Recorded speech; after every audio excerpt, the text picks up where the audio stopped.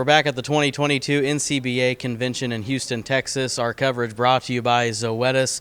Talking now with an Iowa farmer, Justin Robbins, who him and his family were honored last night during the convention, an Esap Award winner, Environmental Stewardship Award Program region winner.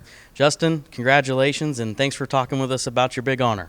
Thank you very much. It's a great privilege to do this, and it's such an honor to be able to be recognized for something that we feel as a family and as a farm that this is something that we just do every day. So it's great to know that we're doing something that is improving water quality and ground health and just being good stewards of the land. It's great to know that there are others like us out here as well.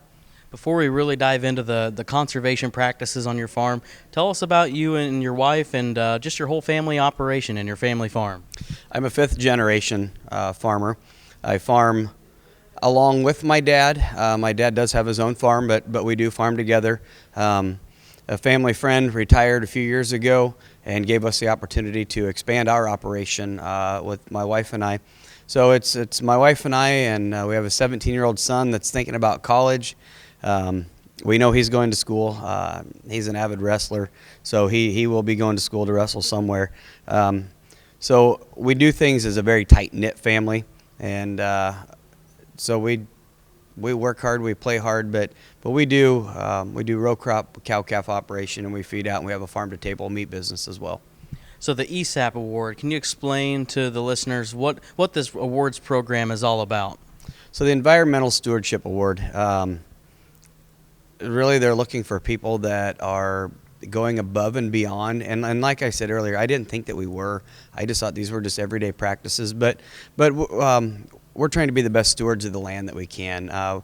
Anywhere from we use a lot of cover crops for nutrient reduction.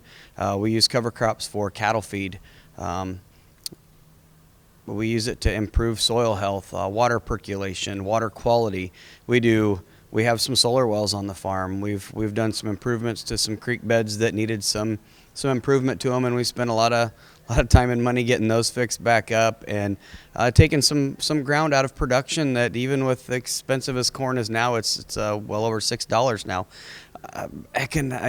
Economically, I should probably be pulling that out of pasture and farming it again because it was farm ground, but we put that 80 acres in because it needed to be pastured. It just needed to have soil health to be improved, and it's those types of things that qualify us for this Environmental Stewardship Award. I'm interested in the cover crops that you have on your farm. How did you get started with the cover crop program, and what are the benefits you've seen since that time? I got started in the cover crop program just because I color outside the lines. I don't march to anybody's drum. I'm pretty eccentric, and it was just something that I saw as a way for a cattleman to be living in a corn grower's part of the world, that I had to be able to utilize the land a little differently than others. And so I was trying to figure out how could I do this to where it made sense for the soil, it made sense for the row crop operation, and it made sense to the cattle operation. So when we started to incorporate that, we've tried anywhere from wheat, oats, rye, turnips, radishes. We've even gone as far as when a farm field kind of floods out. You got a pond in a field that'll flood out. Instead of replanting it time and time again, we may just go put some teff grass on it and some turnips to see if we can get some water percolation better the next year. And that has been helping us greatly, and it's a way to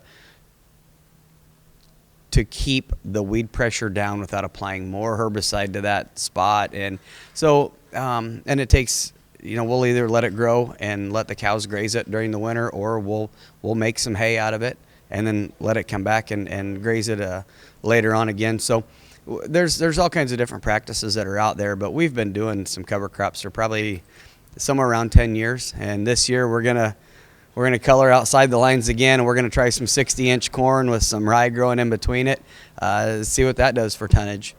And so you say a lot of these conservation efforts on your farm, you really just thought, yeah, this is just the normal way of doing things.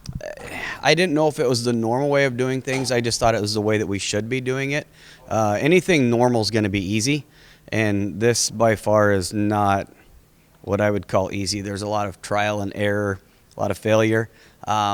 A lot of times you scratch your head and go, why did I do that? My agronomist on the row crop side of things, he does laugh at me quite frequently and say, what were you thinking? And sometimes he'll say, well, that really wasn't a bad idea. But I got started because it was something different, and I thought that more people should give it a shot, and I was willing to try. What did it mean to you to be honored during the banquet last night? I'm never at a loss for words, but I was sat back last night because you got to see your farm and your operation through someone else's eyes. So they spent 2 days with us videoing our farm and videoing us, and I was able to see different things with our son involved, with our family and with my wife, and how things are done. You were able to see that through someone else's eyes. It was so humbling. And I was just set back, and it was so rewarding emotionally that I had a little lump in my throat. It was pretty neat to see. It was special. It's really cool. So up next, are you into a national awards program now? How does that work? I know you're a Region 3 winner. Is there a national award with this? Yes, there is the summer meeting will be in Reno in July, and that's where the national award will be given out. And I tell you what, there are some amazing operations that are in this with us, and it is so neat to be able to meet these people from across the nation. So anywhere from New York is the furthest east one, and I think Utah is the furthest west, and from South Dakota clear down to Texas. So there's some great operations. Just to be in the top 7 of this is flat amazing. So it would mean a lot. Even to go to the next round and to be able to bring that one home would be pretty awesome. But it is humbling. It is very humbling. Congrats again. We're happy for you, and thanks for coming by and talking to us. Thank you very much for having me on.